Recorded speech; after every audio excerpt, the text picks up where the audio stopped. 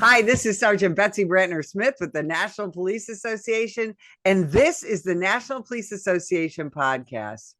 Well, I love to bring on my brothers and sisters who have spent time in the law enforcement profession and then have moved on to other things. And I have a guest today who probably could be sitting on the couch or sitting on a beach or something, but he has decided to uh, go head first into a uh, a business and into the training side of something that is of concern to, I think, everyone. And that is, how do we manage things like active shooter, large scale incidents, and more? And he has a fascinating background. First of all, he does a lot of training, and he's also part of a company that I think has some real solutions. So I thought you needed to meet him. Scott Lowry, welcome to the show. See, thank you for having me. It's good to see you again. Hey, so of course I have to ask you, why'd you become a cop? That's an interesting question. Well, first of all, it's pretty easy because my father was a cop. My pops was a cop in Lime, Ohio, west central part of Ohio, and I grew up watching him in that environment. He was a detective, and how we look at our parents, and honestly is that I grew up in the 70s, and how law enforcement was perceived at that point, and so it was like, I think that's what I want to do. And by the time I was 14 years old, I decided that that's what I was going to do. I went in the Army, spent 4 years in the Army, in the infantry, had a lot of fun, got out, and immediately went to start going to college, to university, to get a criminal justice degree. While I was going to college, is that one of the communities just north of us was having a civil service test. And so I went up and took the civil service test because I thought it would be good practice. And lo and behold, I got hired. And so yeah, I spent 25 years at the Findlay, Ohio Police Department. Had a phenomenal career, quite honestly. Very blessed is that I retired at the rank of lieutenant. During my law enforcement career, got to do a lot of cool cop stuff, banging doors and doing narcotics investigations, and working with a lot of great people from different agencies around the region. And so it was a lot of fun. It honestly was. I will say this to the day today, even in today's world. I believe being a street cop is the best job in America. Is it tough? Yeah, it's tough. But the opportunities that are presented to you for engaging with the community, sometimes good, sometimes bad, but it's a different day every day. And not many people can say that about their job, is that every day you go into work, it's not even going to be close to what yesterday was. So, I love um, that you said that, because that's what I tell people all the time. I never had the same day twice. And never. I really think there are very few professions that can say that. What would you say to young people who are looking at the current atmosphere? Um, and they're like, well, I'm thinking about being a cop, but I don't know. There's a lot of negativity. What would you say to those young people? I would say that there's a couple of things, and this is coming from my father. Is that number one? Don't listen to the outside noise. Is that, and he also said this, is that go in every day, do your job, do it to the best of your ability. Don't worry about what lawyers and judges do after the fact. All right, is that you can't control that. It's about realizing that not only are you providing a service to the community, because I truly believe that is that it is a service that you're providing. You are there for people that are in crisis, and being able to provide that service. But it's just the ability to um, be free thinking, is that we place that upon our law enforcement in this country, is that we provide guidelines, guardrails, as I like to say, in which they are to operate, but there's no mandates on specifically what you're going to do and how you're going to do it every day. And so is that just looking at it from making sure that you keep an open mind and don't let the negativity consume you, whether it's the negativity in front of you or what is going on nationally, in regards to the law enforcement community. I think if the job is right for you, it's not right for everyone, but if the job is right for you, is that if you take that philosophy, you're going to absolutely love your career. Absolutely love it. Yeah, I couldn't agree more. Scott, you and I were both on the job when the Columbine High School in Lakewood, Colorado occurred. Now that was, it wasn't, certainly wasn't the first school shooting. In fact, I was a young cop when the kind of the first school shooting that came to people's consciousness, the Lowry Dan shooting in the Chicago area happened. But we didn't have 24/7 cable news and all of that. So Columbine was something that the American public and law enforcement around the country watched unfold in real time. And that absolutely changed our profession, didn't it? Absolutely. Is that I remember that day, honestly, is we were sitting in roll call that evening after watch all of us that had been at home that day and watched it happen. And we were like, I don't know if we'd have done anything different than what they did, but it didn't feel right. Is that the officers in Jefferson County, Colorado that day did it by the book. That was the way that we did business then. And it was a hallmark event where the law enforcement community says we've got to do more. And that really was that progression that we have seen in this country, a little bit slower than some of us would like, but there has been this progression where we have gotten better at responding to these events. But it was absolutely a game changer. Absolutely. It really was, and it has progressed to now to 2025, where we're a lot better. We're getting to whether it's a school shooting or workplace violence, whatever you want to call it. We're getting there. Whether it's one officer going in or a little ad hoc team of two or three. We're doing it very differently. We're moving as fast as we can toward that threat. But there's a whole lot more to an attack on a school or a workplace violence situation than getting in the door and eliminating the threat, isn't there? Yeah, there is. And that's kind of where that, we talk about hallmark events. That was a hallmark event in my career, is that uh within our own community, we had worked really hard in regards to making sure that our cops were prepared to go in and find that threat, neutralize that threat, understanding how difficult that is, that process. And we worked with the school staff. We were focusing on the schools at that time, and we worked with the school staff, and it was to the point where I was comfortable with what their capabilities were, not subject matter experts in regards to responding to violence. Is that's not possible with that, with what I call normal human beings. Cops and firefighters were not normal. All right, but everybody else is normal, and so I. But it just felt like there was something else that we needed to do, and so I started researching is active shooter response, and this was probably 2010, 2011 timeframe, and there was starting to be this evolution of what we call the rescue task force concept. And it was taking all of those community resources, law enforcement, fire, EMS, and having this collaborative effort in regards to responding to these events. And it really was a slap in the face to me, is that we've got to do more than find the threat, neutralize the threat. What's after that? And I've adopted what I call the 5+1 philosophy.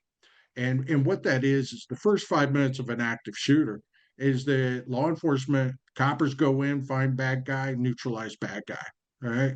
And but it's that 1 minute after that, in that infinite 1 minute of everything that we have to do as a community to be able to save lives inside the building, because there's so much more that has to be done. And that's why that collaboration is important with getting fire and EMS into that building as quickly as possible, subject matter experts on providing medical care, and getting them to those that are wounded so that we can increase survivability. And when you start looking at the science behind gunshot wounds, is that the quicker we can get to them, the quicker we can get them to a hospital, the more likely they are to survive. And so that's really what that coordinated response concept is all about, is minimizing the chaos. That's the way I like to put it. I can't eliminate the chaos in a situation like that, but if we can minimize it, is that we're increasing our capabilities as a community at that point. And when you and I were young cops, it was very different. We didn't go in like we did, and when we did get there, most of us didn't even we didn't carry any kind of a tourniquet or a first aid kit or any of that. In fact, in the '80s, tourniquets were bad. Cops were told, "Don't touch them. You're gonna kill somebody or cut their leg off or whatever, including your own." That has also evolved to the point where police officers are now much more well versed in what we call, tactical medicine, tac med. We all carry something, a little bit of at least a tourniquet and some clotting agent, things like that. But when you're talking that huge coordination between police and fire and others on TV, Scott, they're all together. And in fact, like on TV, they're all married to each other and all that. And they all talk all the time, and they're all on the same radio, and they all go to the same hospital, and their stations are next door to each other. And so that's not hard on TV. Talk to us about reality. Reality is that none of that is true. In short order, none of that is true. Is that especially when we're talking about an active shooter event. All right, we're gonna focus on that. Is that when that event happens, is that it's what I call the cavalry. The cavalry is coming. All right, law enforcement, fire, EMS, everybody's got this idea of going to the building and saving lives. And a vast majority of the communities across America, the police department within that community isn't big enough to be able to handle this event on their own. So there's other secondary law enforcement that are coming. So there's everybody within a region is responding to this one particular building. And that's not an exaggeration, is that we end up with hundreds of emergency vehicles at these events. And what happens is that we end up with 52 police cars, fire trucks, and ambulances parked in front of the school building, and it doesn't minimize the chaos at all. And when you talk about emergency services working in concert with one another, not in the real world. Is that fire's doing their thing, cops are doing their thing, and maybe once in a while we come together. But it's like oil and water when cops are shoulder to shoulder with firefighters in a particular event, especially if they've not been trained. There's no training to reinforce those actions that we want them to take. So it is interesting to communities when they start to learn that there are these hurdles that are involved in emergency services all working together in regards to a particular incident. Is that, at the end of the day, it's all about preparing. Is that, we talk about writing policies and having protocols and all of those things. That's the easy part. The preparedness is our ability to implement what is on paper. and there has to be that training, that mutual or that interagency training that has to occur for us to be able to accomplish large scale, being able to respond to large scale critical incidents. So, how do you accomplish that? And I want to talk about the organization you're involved in. How do you accomplish that with not just police, fire, and EMS, but also with the educational staff and ultimately the parents? I mean, how does a community come together? Because again, I don't know that people understand that most police departments are less than 10 officers.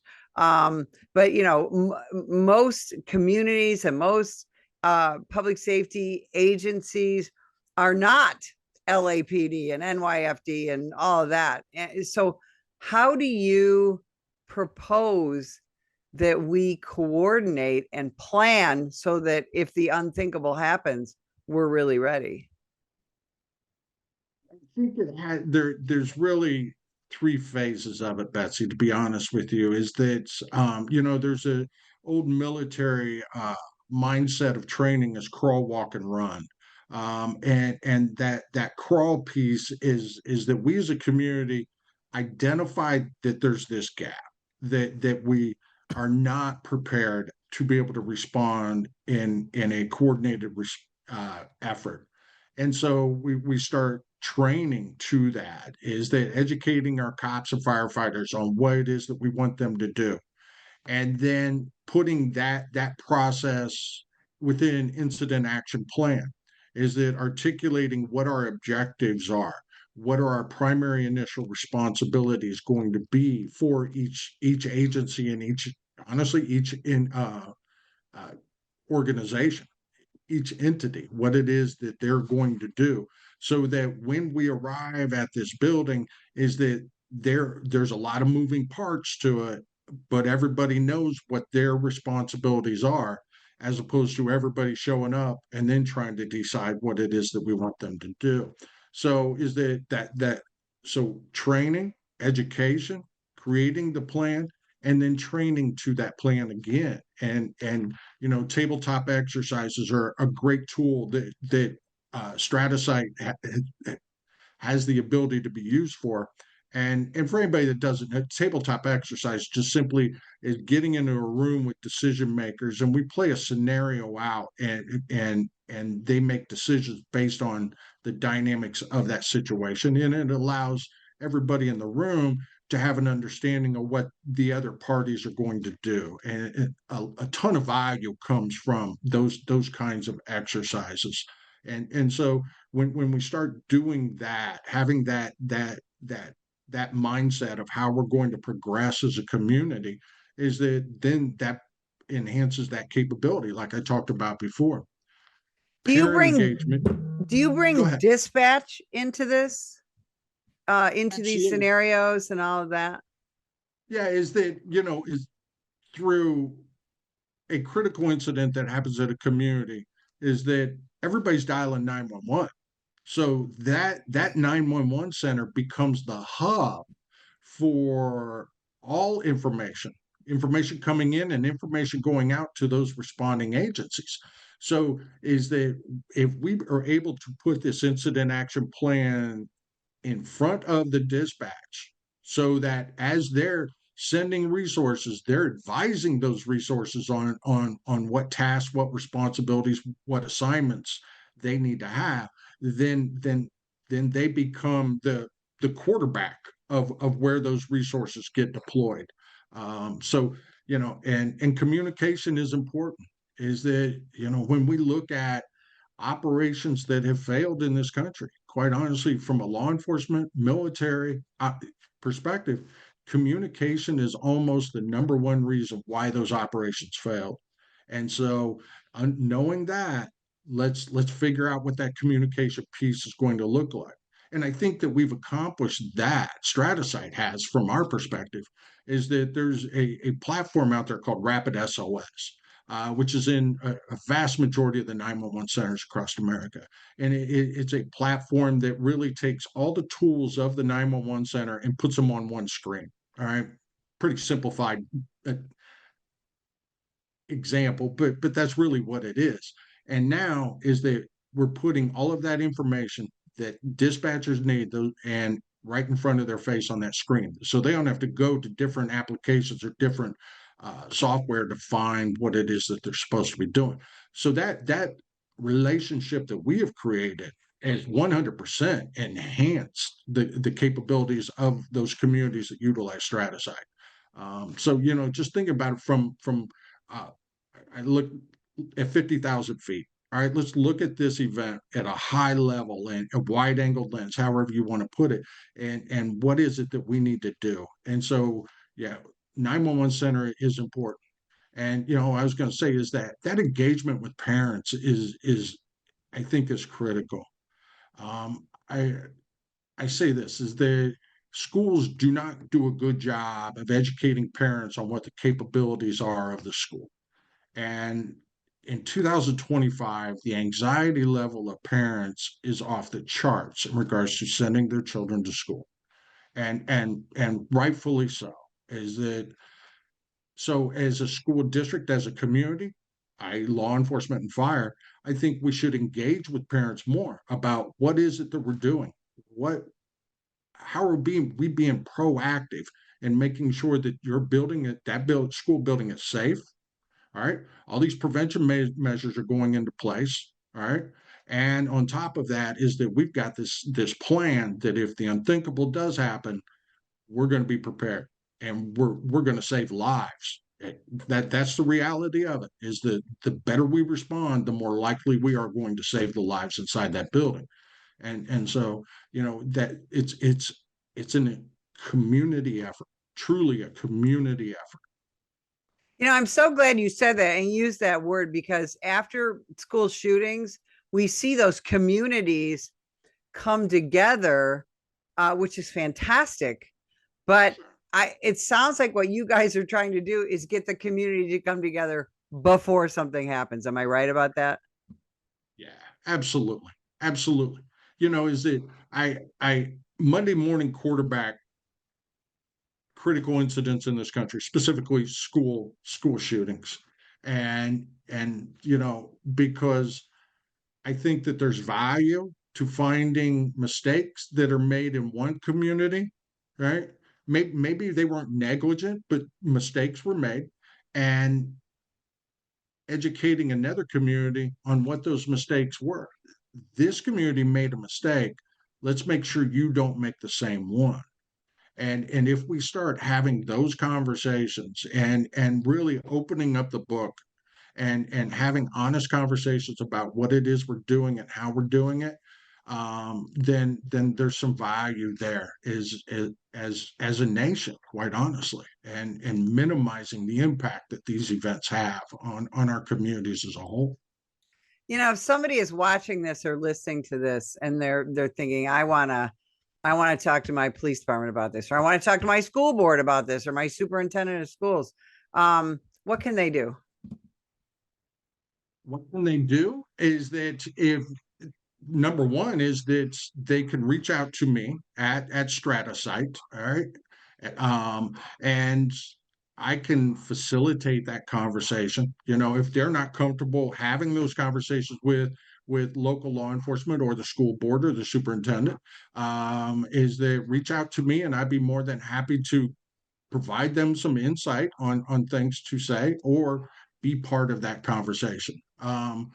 Look, Betsy, I will say this is that at StrataSite, I'm in the business of selling my incident action plans, but I'm also an advocate for communities doing everything that we can to keep our babies safe. All right. Is it that they are the most important things in our lives?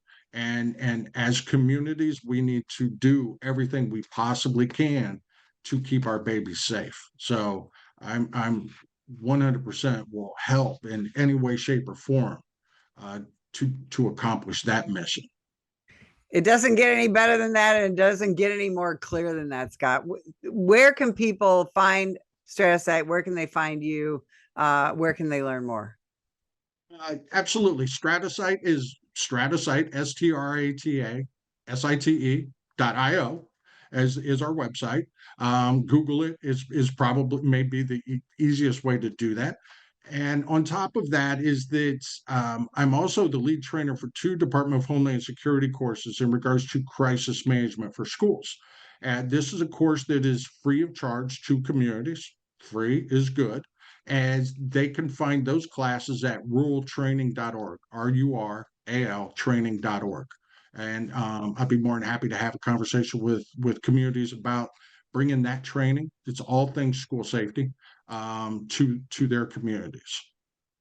Scott Lowry, I don't think that there's a more important topic that we could be talking about right now than this one. And we really appreciate you taking some time out of your day to talk to us more about it. So we thank you for having the time and the passion to help keep our school kids and our workplaces safe. And if you would like more information about the National Police Association, visit us at nationalpolice.org. Every day, the brave men and women of law enforcement put their lives on the line to keep us safe. But they need our help to continue their mission. Activist politicians, progressive prosecutors, the ACLU, and the rest of the anti-police forces receive millions in donations from extremist pro-criminal elements like George Soros and woke corporations. The National Police Association is fighting them in courts around the country, including the United States Supreme Court, defending officers who are being attacked for doing their jobs. Additionally, the National Police Association works year-round to pass tough-on-crime legislation to put and keep criminals behind bars. Consider going to nationalpolice.org and donating to keep us in the fight. Together we can win. That is nationalpolice.org.